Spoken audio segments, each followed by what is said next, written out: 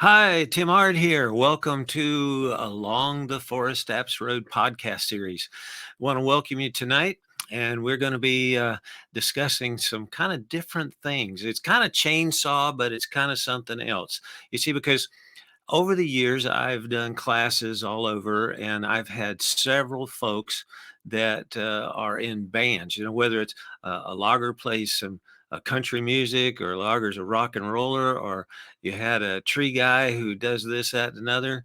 I have one blues harmonica player that travels all over the world that was in one of the classes up in Virginia. And I had an interesting one, and this is the one I want to start with. So I hope to do a few of these over the next few months with different people. But this one was kind of special. He called up and talked to Laura. We had a program going on at Berry College, and he called up and talked to Laura and said, "I'd like to get in the class." And he said, "I don't know if I can do the schedule because I'm kind of in and out and this, that, and another, but I want to be able to run a chainsaw." And so we talked to him a little bit and worked it all out. He came down, and then we have talked several times since then, and he's quite a musician. I'll let him kind of introduce some of it, but he's in Atlanta area, and his name is Derek Ferwerda. And so, Derek, you out there somewhere? Let's see if I've got you here a little bit. I am.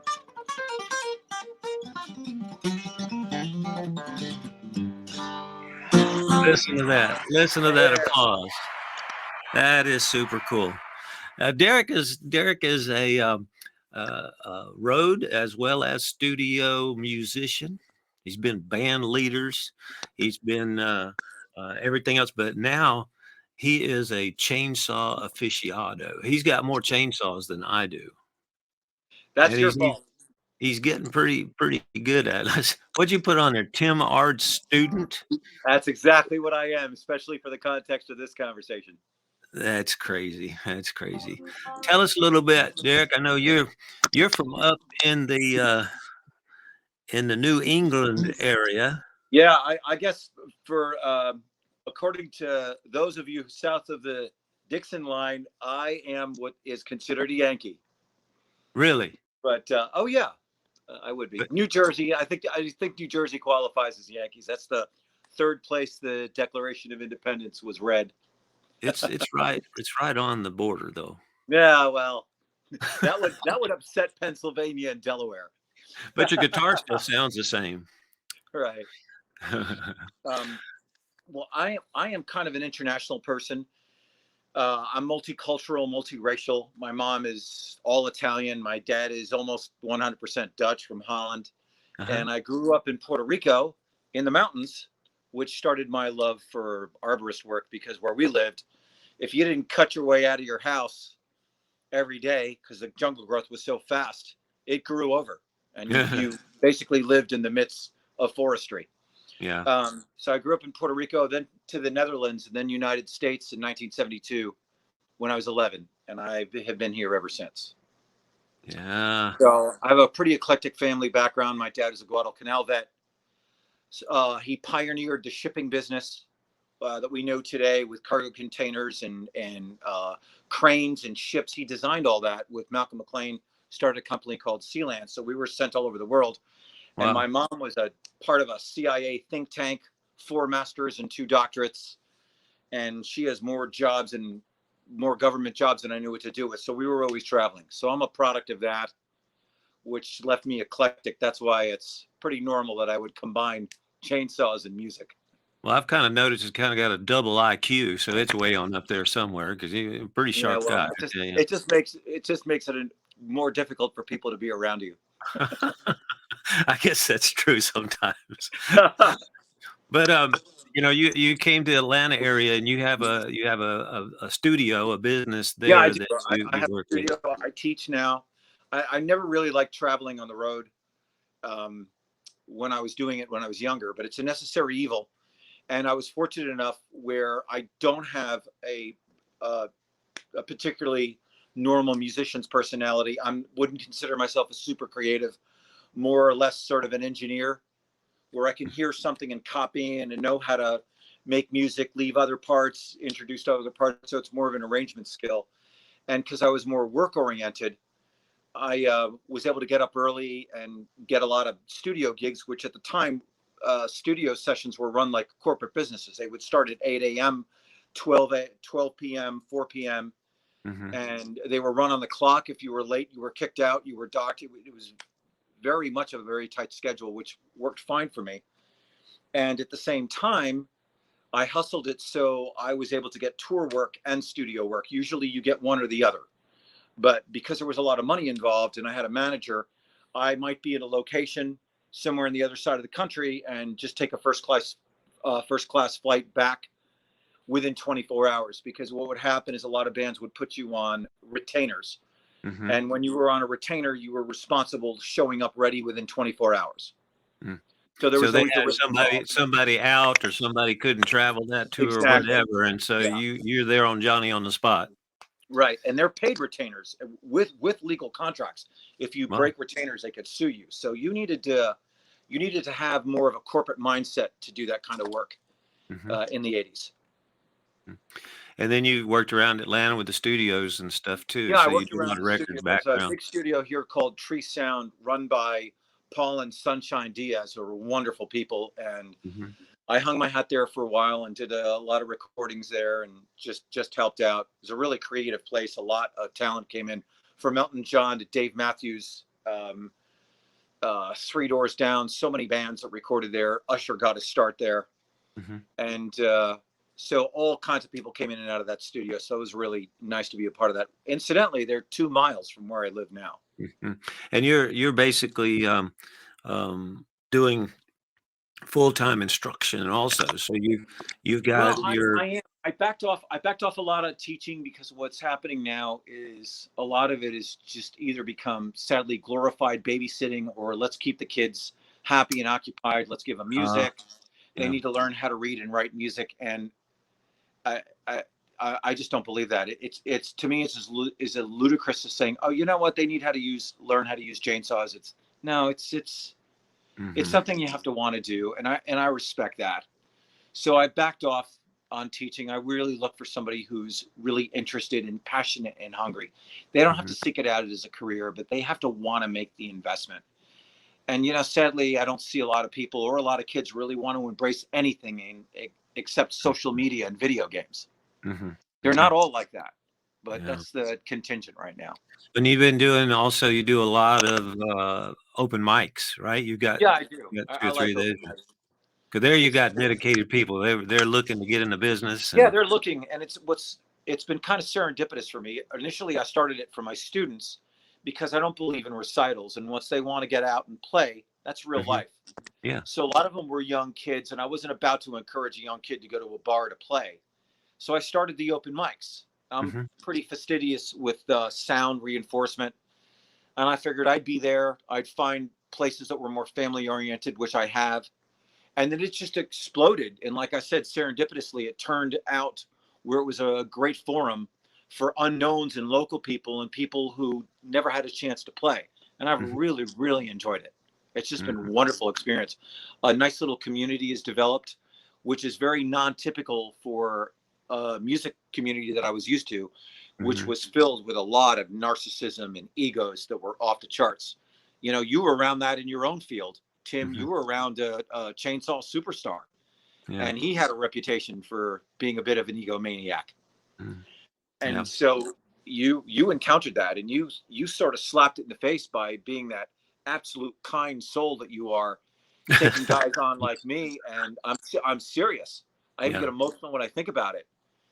And you really want to make the world a safer and a better place. And thanks to guys like me, here I am 3, 4 years into the game because of you, and I can walk into a store and end up telling the average chainsaw user twice as much as they know already. They've been doing it a lifetime because I was trained by you, Hmm. and you're the guru in this field. Well, I don't know about that, but it's something that it's amazing, and I don't want to keep you too long here, but I want you to kind of give a, a a few words to how do you become a musician and then want to start to operated chainsaw. A lot of guys say, I play guitar. I've got to protect my hands and all that kinds of stuff. But it comes down to training. It comes down to practice and things like that. Well, it doesn't. It doesn't. There's a reason why you're more than a teacher. Now you're my friend. There is a design that a lot of people have who do this, who are duplicitous in music and chainsaw, especially in the South, where you go inland a little bit and Hmm. you have what we call hillbillies or rednecks, where you and I are, no, they're actually very smart people, Hmm. capable of doing anything, building anything, and managing their life hands on in a tactile fashion. So I hang around a lot in the bluegrass circles. These guys who play bluegrass not only play a style of music that's actually very difficult technically and mechanically and musically. It takes a lot of physical strength. It takes a lot of concentration and focus out of people who you would look at and think, well, they have one tooth and they barely speak English. Where in reality, they're very high functioning, they're very smart. And if they can't afford power equipment, they'll make it, they'll design it. Hmm. And so these are people that learn how to manage what they want to do and create what they want to do because they don't have the funds or the culture to just go buy it. They manufacture it. So when you live out in the middle of nowhere, or you grew up in a kind of family and environment where that was hands-on like mine, because we're European and world traveled, if I wanted to learn how to play guitar, I didn't go out and turn on a video or a YouTube or pay somebody to teach me. I got a guitar that I could and I listened. And my teacher was every single song that I had the patience to listen to. Hmm. And when I listened to something really difficult, I had to listen longer, I had to pay attention longer, and taught myself by ear, just like you do a language. Music is auditory. Hmm. People don't learn how to read and write, they learn how to speak by listening and mimicking. Hmm. Now that I was involved with chainsaws and the other things I did to a professional level, I knew enough that when the opportunity hit me because of COVID, and I got an estimate for $8,000 to manage the trees at my old house, I said, no, I can't afford this. I want to use a chainsaw, but I knew enough that that's a dangerous tool. Hmm. And as smart as I am and as patient as I am, you don't know what you don't know. When you have basically a motorcycle attached to a razor blade going 15,000 RPMs, that's a bad scenario. Yeah. So I knew that if I found a professional and somebody who was a teacher and somebody who was wise, I'm a teacher and I'm a respectful person. So spending 6 months tracking you down through Lager Thrones in Vermont, who I pestered for months, I said, Ward, what are you doing calling us?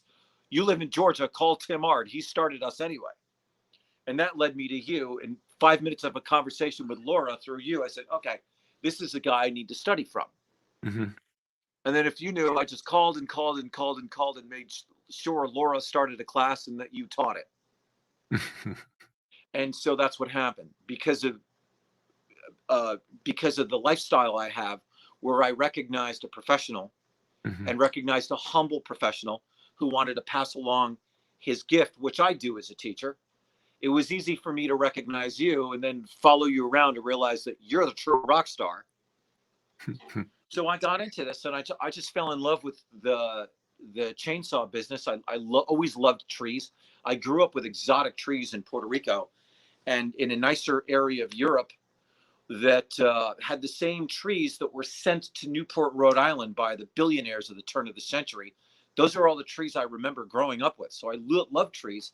And like anything else in life, you have to manage trees. You have to Hmm. manage your life. You can't just let them grow or they take over. You don't Right. cut them down indiscriminately, but you have to manage them. Or they get, like anything else, they get diseases, they create problems, they grow roots everywhere, and trees have to be managed. So between COVID and my need to save money and meeting you and discovering this wonderful community of people that's based on mentorship, It is, which isn't is it? it is, it really is. You the rock star you trained, David Breeden, he's another one. Took me under his wing, gave me tips, helped me out with equipment. You know, both of you knew that I recently lost a stepson to cancer. and that got into your hearts, and you've been helping me as much as you can. And that's what I found out about community. The great people at Lake Lanier, Lanier Outdoor Equipment did the same Mhm, thing. And you don't really find that in music. You mhm, find the opposite. You find a lot of egos. You find a lot of fragility, people who are very narcissistic. I mean, I've played with everybody. mhm. And you have sages like you, but they're far and few between. It's not the real mentor kind community that you find in this arborist industry where everybody literally helps everyone else. Mhm. Well, that's So quite an accolade for the chainsaw operation business, I guess it you'd say, and is. all the different facets of it. It is. Aside from the guys on YouTube wanting to port everything, which is dangerous and completely unnecessary and almost laughable, you find a community of people that just want to work, love being in the earth, love managing stuff with their hands. Yeah. The element of danger can be exciting if you know what you're doing, but we respect it. We respect what a chainsaw can do. So you've got about 5 saws now. I mean, 6, that's what I thought, yeah, you had I and you have, got them all yeah, the way from like a oh, you sold the big one though, didn't you? I sold the 3120 XP, got it on eBay years ago to mill with. And thanks to you and your wisdom, you're like, Derek, you're never going to run this saw hard enough to use 125 cc's. Go get yourself a 395. That's exactly what I did. Yeah. So I put this on the market, and I have turned into, again, thanks to you and Breeden, I have turned into a legitimate Husqvarna XP junkie. So I now have a 543 XP, a 550 XP, a 562 XP, a 592 XP, and a 395 XP. And I have my old 4035 Husqvarna, which I'm going to give to my friend Roman, who you helped me out with Mm. in Woodstock, because he needs a living saw. Because thanks to you, he now has a 592 and a 372. Oh, me. Well, man, it's been a great time getting to know you. You It's as well, always been Tim. a pleasure around in the classes and all that, and I know you had a you and a friend set up a couple guitars I had. I enjoy the music a little bit too, but, it's amazing, um, what you can do if you just, look around and find friends and Absolutely. you're a great one, So and, are I've you. And you sell yourself short. You can play guitar. I've heard you, and you have beautiful instruments. yeah, no, but, So a little one of these birdie told me days. that that sugar gum tree on your property is coming down today. No, he didn't. He's gotta wait till it dries out, it's too wet. That's one thing about musicians, you can play in the rain or inside the building while it's raining, but with the tree care, you gotta kinda wait till it dries out just a little bit. Well, unless you're an old musician like me, and with the rain comes humidity, comes joint pain. I I'd be there. I'm a little bit older than so Only a little. yeah. Well, Derek, thank you very much for taking the time, and I'll let you get back to your work, and, play us one more little tune here, and then we'll applause you out. First, I want to say, Tim, you are a sage of a human being. And because of you, I not only have a dear friend, but I have people calling me, asking me for advice on saws, asking me for advice on tune-ups and how to cut and what not to do. And one story, in the last bad rain we had, I was driving back from Woodstock, and I happened to have some of my stuff in the car, and a Mhm, tree fell across the road. mhm, Wasn't that big, maybe 16 to 18 inches, but I only had my 16-inch bar saw on me, and the tree was flat on the road. So what did I do? I implemented everything I learned from you, put on my gear. Before the DOT got there, I cut the tree in the middle of the road, and I cut it down. I put what do you call it? Wedges, and I wedged it enough so it lifted up. So I cut it in mhm. half on the road without damaging the saw, and then I took my picaroons and I pulled it off. And I made sure everybody stayed in the car. I cut all the branches off first. I let everybody come out of the car, help me move the branches. When I was cutting, everybody got back in the car because I didn't know if it was a tree on the side of the road. It could have had a nail or a spike, so I was Mm, being protective. And in your language, a safe exit route is inside your car. mhm. And so once I cut the tree in half, we took the pickeroons and pulled the thing, separated it out, cleared up the road before DOT ever got there. I would have never been able to do that had it not been for you. Well, thank you. Thank you. It makes So, me feel like a proud grandfather, right? well, we're only like 5 years apart, so you don't get to be I my know. grandfather. I know. Well, play us a song and check us out of here.